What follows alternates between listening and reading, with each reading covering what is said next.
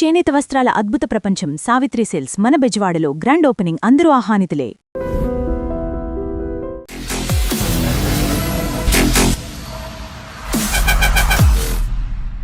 ఎవ్వరికీ చెప్పనని మీరు ఒట్టేస్తే ఒక సీక్రెట్ చెప్తాను. చెప్పండి. నేనే దావుద్ ఇబ్రాహింని.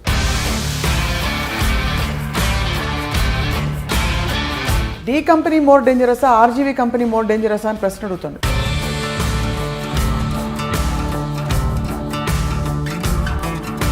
మీ దృష్టిలో దావుద్ ఇబ్రాహిం మంచోడా కాదా? దావుద్ ఇబ్రాహిం చాలా మందికి మంచి చేశాడు, చాలా మందికి చెడు చేశాడు. You don't want to make a film on a change maker like Sachin Tendulkar, but you want to make a film, you insist on making a film on a criminal. మనకి సామెత కదా, పట్టుబడినోడే దొంగ అని, పట్టుబడినోడు దొంగ కాదని.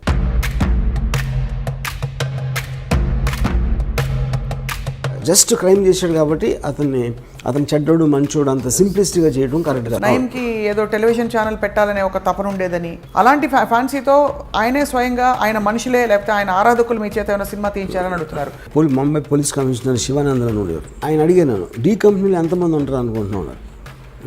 నేను ఒక మేబీ 2-3,000.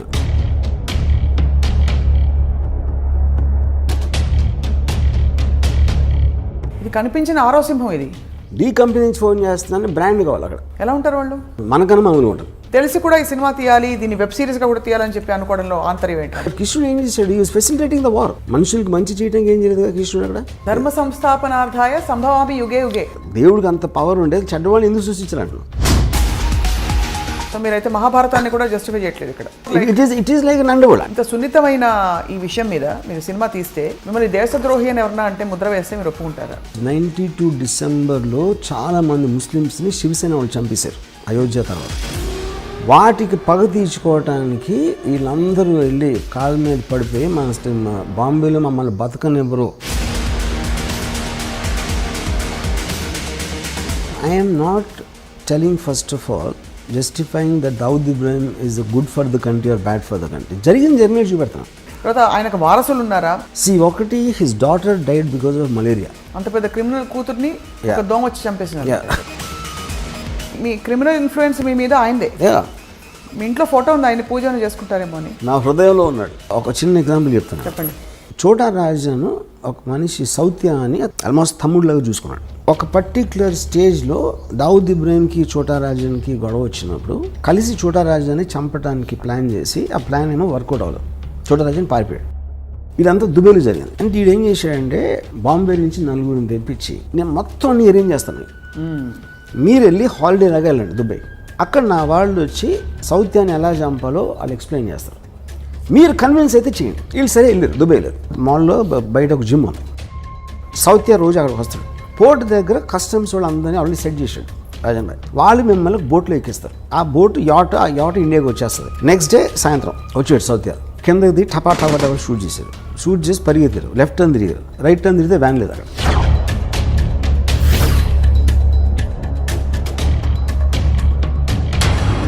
My goodness. ఓకే, ఇది ఇంకా నేను మీకు ఉరికినాయి మన ఇంటర్వ్యూ కాబట్టి చాలా తక్కువ చెప్పాను. దీని యాక్చువల్ స్టోరీ చెప్తే కింద పడిపోతారు. Doctor Ram Gopal Varma, PhD in underworld. ఒక థీసిస్ ఎవరైనా గౌరవ డాక్టరేట్ ఇచ్చేస్తారేమో నాకు భయంగా ఉంది.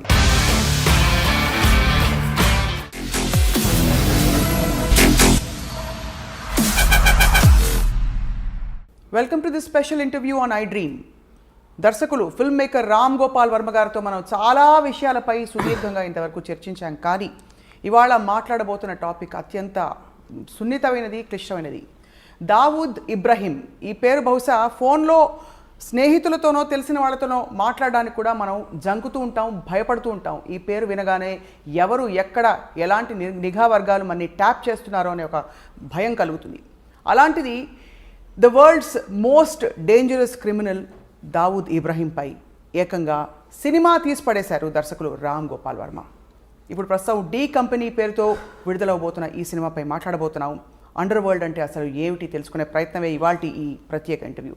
వర్మ గారు నమస్కారం. ఎవ్వరికీ చెప్పనని మీరు ఒట్టేస్తే ఒక సీక్రెట్ చెప్తాను. చెప్పండి. నేనే దావుద్ ఇబ్రాహింని. ప్లాస్టిక్ సర్జరీ చేసుకుని అలా తిరుగుతున్నా రోడ్ల మీద. మేము చాలా సీరియస్గా గంభీరంగా మొదలు పెడితే మీరు కనీసం భయం సృష్టించడానికి కూడా మీరు అవకాశం ఇవ్వండి. But see jokes apart, because I studied అంత స్టడీ చేసిన తర్వాత ఆల్మోస్ట్ తనలాగా ఆలోచించడం మొదలుపెట్టాను. అంటే మీరు అని చెప్తారు కదా, ఒక మనిషి ఒక 6 నెలలు ఉంటే వీరు వాళ్ళు అవుతారు, వాళ్ళు వీరు అవుతారు, సామెత ఉంది కదా. అలాగే నాకు because I constantly trying to understand, అర్థం చేసుకుని తను ఎలా ఆలోచిస్తాడు, ఎందుకు ఆలోచిస్తాడు, అంత రీసెర్చ్ చేసి యాక్చువల్గా నేనే ఫీల్ అవుతున్నాను. అది మామూలుగా మీరు మంచి చెడు అని ఎప్పుడు విభజించారు మనుషుల్ని, కానీ ఇది సూటిగా అడుగుతున్న ప్రశ్న, మీ దృష్టిలో దావుద్ ఇబ్రహీం మంచోడా కాదా?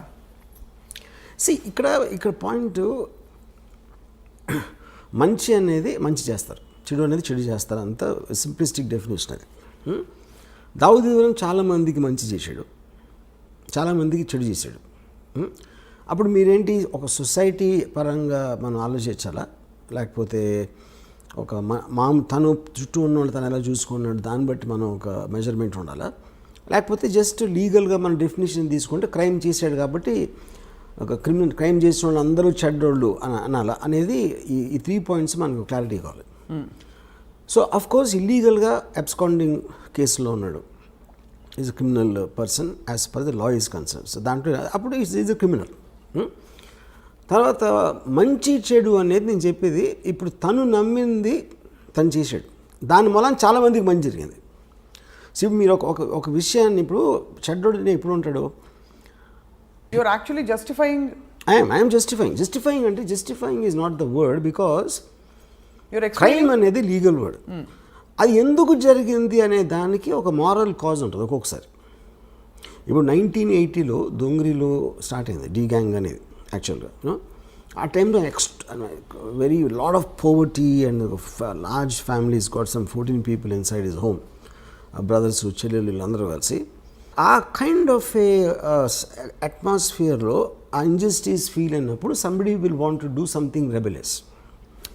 అది నక్సలైట్స్ కూడా అలాగే వస్తారు. Any kind of a rebel comes from that kind of a zone.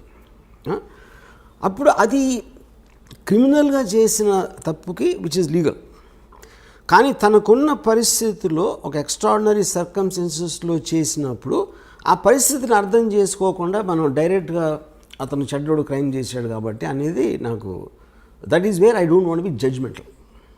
అంటే మీకు ఇంత పెద్ద గ్యాంగ్స్టర్, ప్రపంచమంతా గ్యాంగ్స్టర్ అని ఆయన కోసం నిఘా వర్గాలు వెతుకుతున్న ఈ వ్యక్తిని కూడా మీరు చెడ్డవారు అనలేరు. నేను అనలేదు. You don't want judge. ఎందుకంటే ఇంకో పాయింట్ ఏంటంటే, ఇప్పుడు దావుద్ ఇబ్రహీం మీద లాస్ట్ కేసు రిజిస్టర్ అయింది 1982లో. చాలామందికి తెలియదు. సో నియర్లీ 40 years నుంచి తను ఏమీ చేయలేదు అసలు. బేసిక్గా 93 సీరియల్ బ్లాస్ట్లో అక్యూజ్ నెంబర్ 1. అక్కడ ఏంటంటే 13 ఏళ్ళ ట్రయల్ తర్వాత ఒక్క లింక్ పెట్టలేకపోయారు దావుద్ ఇబ్రహీం దాంట్లో ఇన్వాల్వ్ అయ్యాడు లేదని. That is actually the case history. కాకపోతే తనకున్న పేరుతోటి డీ కంపెనీ అనేది దావుద్ ఇబ్రహీం సృష్టించింది, కానీ డీ కంపెనీ రిజిస్టర్డ్ కంపెనీ కాదు. It is just name given. తన ఆర్గనైజేషన్ స్కిల్తో మామూలు స్ట్రీట్ గ్యాంగ్స్ని కూడా ఇంత పకడ్బందీగా నడపవచ్చు అనే ఒక ఆస్పెక్ట్ తను సృష్టించాడు. కాబట్టి ఆ డీ కంపెనీ అనే పేరు కంటిన్యూ అవుతుంది. డీ కంపెనీలో 100 మంది ఉన్నారు గ్యాంగ్స్టర్స్. అబూ సలీం కూడా అక్కడ ఉన్నారు, చోటా షకీల్ అక్కడ ఉన్నారు. 97 to 2004లో మ్యాక్సిమం అండర్ వరల్డ్ యాక్టివిటీస్ జరిగినాయి బాంబేలో. ఆ టైంలో దేంట్లో కూడా దావుద్ ఇబ్రహీం పేరే లేదు అసలు.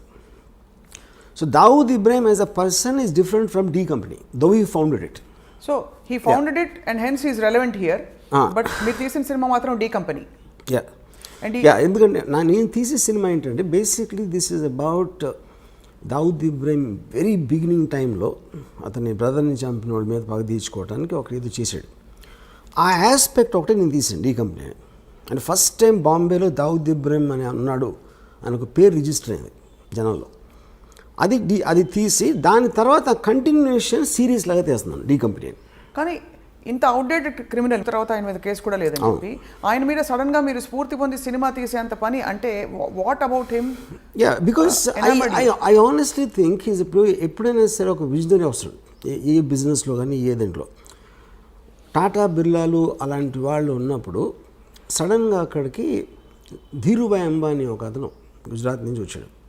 అంతకుముందు అంతంత పెద్ద ఇండస్ట్రీస్ వాళ్ళందరూ ఆలోచించి ఒక విజనరీ ఆస్పెక్ట్ తోటి ఈ change the entire industries face in India అక్కడి నుంచి. అంటే ఆల్మోస్ట్ టాటా బిర్లాని మర్చిపోయాం దాని తర్వాత. Same thing what Bill Gates did to IBM, you know. So అది legal aspect.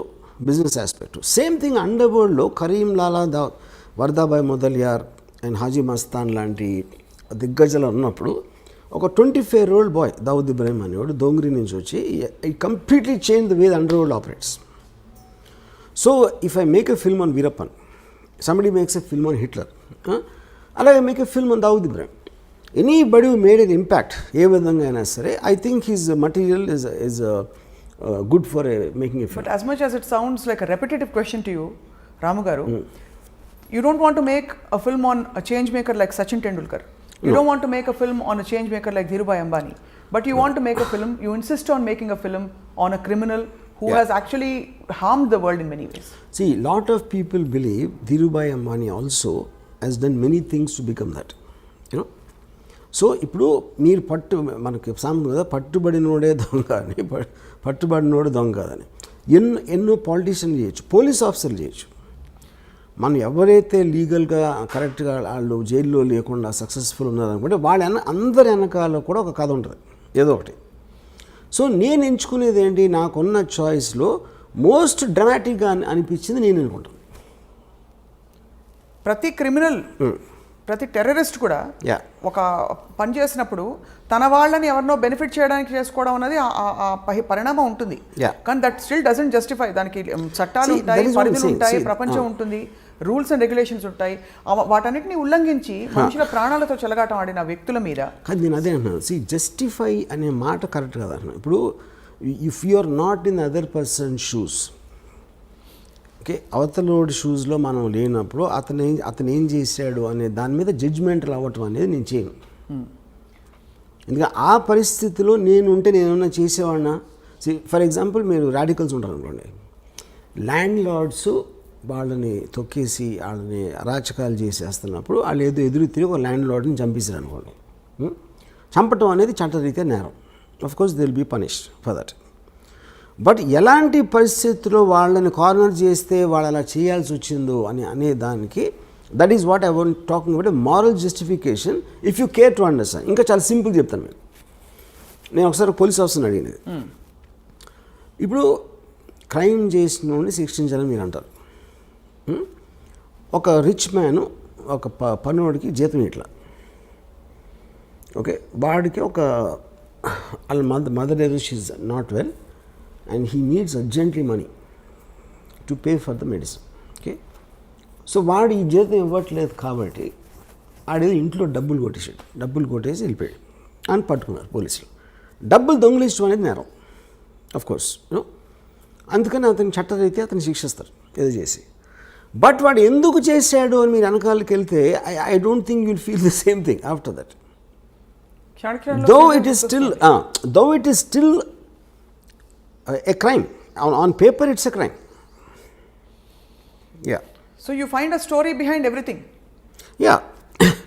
And also you see the point is, ఒక సొసైటీలో ఎన్నో రకాల మంది ఉంటారు. ఇప్పుడు ఫర్ ఎగ్జాంపుల్ పొలిటికల్ లీడర్స్ ఉంటారు, ఆయన తాట తీస్తూ ఉంటాడు, ఒకడు ఇంకోటేమో నరికేస్తూ ఉంటాడు, బొక్కలు కొడతా అని ఇంకోటి అంటాడు. They don't do anything but they actually using violent rhetoric, which is just an expression of I mean their anger or whatever you think it is. మనిషి ఏదో కొట్టుకుంటూ ఉంటారు, అప్పుడప్పుడు దెబ్బలాడతారు, కొన్నిసార్లు మర్డర్లు కూడా జరుగుతాయి, కొన్నిసార్లు ఎవరితోనో చంపేస్తారు. All of this are a result of the compelling forces which is happening. అది డబ్బు దొంగిలించడానికి చేస్తున్నారా, మీ పేరు సంపాదించడానికి, పగ తీర్చుకోవడానికి చేస్తున్నారా, లేకపోతే ఒక పొజిషన్లో ఇంకేమీ చేయలేక చేస్తున్నారా అనేది ప్రతి దాని వెనకాల వేరే వేరే కారణాలు ఉంటాయి. ఆ కారణాలని కంప్లీట్గా అర్థం చేసుకోకుండా జస్ట్ క్రైమ్ చేశాడు కాబట్టి అతను చెడ్డోడు మంచోడు అంత సింప్లిస్టిక్గా చేయడం కరెక్ట్ కాదు. ఈ సినిమా అంటే హ్యూమన్ ఇంట్రెస్ట్ స్టోరీ అంటారు. అయితే ఈ సినిమాలో హ్యూమన్ ఇంట్రెస్ట్ యాంగిల్ ఉంటుంది. It's only human interest. Only human interest. Actually this very little action. Almost ఆ పుకార్ ఏదో వచ్చింది నిన్నో మొన్నో, స్వయంగా ఆయనే ప్రొడ్యూస్ చేయించుకున్నారు సినిమా అని చెప్పి, మీ చేత తీయించుకోవాలని చెప్పి. ఇంకెవరు అంటే అలాగే ఉంది, వింటూ ఉంటే అంత గ్లోరిఫైడ్గా వినిపిస్తుంది. గారు, is it true that is he involved in any way? First of all Dawood Ibrahim I think must be around 65 now. తనకి ఇప్పుడు కొత్తగా వైట్ వాష్ చేసుకునే అవసరం లేదు పేరు, అది ఒక పాయింట్. రెండోది, నేను చేస్తున్నది ఏది తను చేసింది చేయలేదని చెప్పడం కానీ, తను చెయ్యింది చేశాడని చెప్పడానికి ఈ సినిమా ఉద్దేశం కాదు. ఈ film actually it is more or less. For example he killed a person called Alamzeb 1983లో 82-83లో. ఆలంజేబ్ అని ఒక అతన్ని మర్డర్ చేశాడు అని వినటానికి ఒకలాగా ఉంటుంది. అసలు ఆలంజేబ్ ఎవడు, వాడేం చేశాడు, ఎందుకు చంపాడు అని మీరు తెలుసుకున్నప్పుడు అది హ్యూమన్ యాంగిల్ అవుతుంది. అప్పుడు ఆ ఇద్దరు వ్యక్తులు ఎవరు, ఎలాంటి వాళ్ళు, వాళ్ళ బ్యాక్గ్రౌండ్ ఏంటి, వీళ్ళకున్న రిలేషన్షిప్ ఏంటి, అసలు వాళ్ళ మధ్యన ఏం జరిగింది, ఇవన్నీ మీరు తెలుసుకోకుండా కేవలం ఒకడు మర్డర్ చేశాడు కాబట్టి ఆడు మంచోడా చెడ్డోడా అనేది I think that is what I'm trying to fight. So ఇదంతా మీరు ఏంటి అందరు థింకింగ్ మార్చాలనుకుంటున్నారా? ప్రధాన వెనకాల ఉంటుంది లేదో ఎంటర్టైన్మెంట్ వాల్యూ అంటారా? I want to tell the story. I just am interested in understanding human emotions. Right. Yeah. And I'm coming back to the same question, Ramu garu. ఇప్పుడు ఒక చిన్న ఎగ్జాంపుల్ చెప్తాను మీకు. మనందరూ ఎన్నది ఏంటంటే, ఒక సెకండ్ వరల్డ్లో నాజీ కాన్సన్ట్రేషన్ క్యాంప్స్లో జరిగిన ఘోరాతి ఘోరమైన థింగ్ అది ఇంతవరకు ప్రపంచంలో ఎప్పుడు జరగలేదు. వాళ్ళు తిండి పెట్టకుండా అస్థి పంజరాల్లాగా వాళ్ళు అయిపోయి వాళ్ళ గోతులు వాళ్ళే తీసుకోవాలి. వాళ్ళు చచ్చిపోవటం, ఎందుకంటే ఎక్కడ గొయ్యి తీసుడు అవ్వడు లేడు కాబట్టి వాళ్ళు రాగానే ఫస్ట్ వాళ్ళతో గొయ్యి తవ్వించారు. తవ్వించి ఇంకా వాళ్ళకి వాళ్ళు చూసుకోలేని పరిస్థితికి వచ్చేసరికి అందరినీ గోతు దగ్గర నిలబెట్టి గన్తో షూట్ చేసి వాళ్ళు గోతులు పడిపోయిన తర్వాత పాతిపెట్టారు. ఇది వింటే అసలు మనకి ఒళ్ళు అసలు ఎలాంటి మనుషులు ఇది చేస్తారు, చేయగలుగుతారు. ఒకటి చేశారు, కానీ వాళ్ళు మనలాంటి మనుషులే కదా, మనం ఇప్పుడు చేయగలుగుతాం, చేయలేం. దీని మీద నేను చాలా బుక్స్ చదివి అసలు ఎలా ఎందుకు జరిగింది అంటే, ఇప్పుడు వాళ్ళు ఒక పిచ్చోళ్ళు అన్నవి ఉండాలి, లేకపోతే అలా చేసినందుకు వాళ్ళకి ఏదైనా, ఇప్పుడు ఫర్ ఎగ్జాంపుల్ పోలీసులు కొట్టారు అనుకోండి, ఆయన టార్చర్ చేసి వాడిలోంచి ఒక నిజం తెప్పించడానికి ట్రై చేస్తారు. అదొక కారణం ఉండొచ్చు. Coming back to the concentration camps, నేను ఫైనల్గా ఏం రియలైజ్ అయ్యానంటే, ఇప్పుడు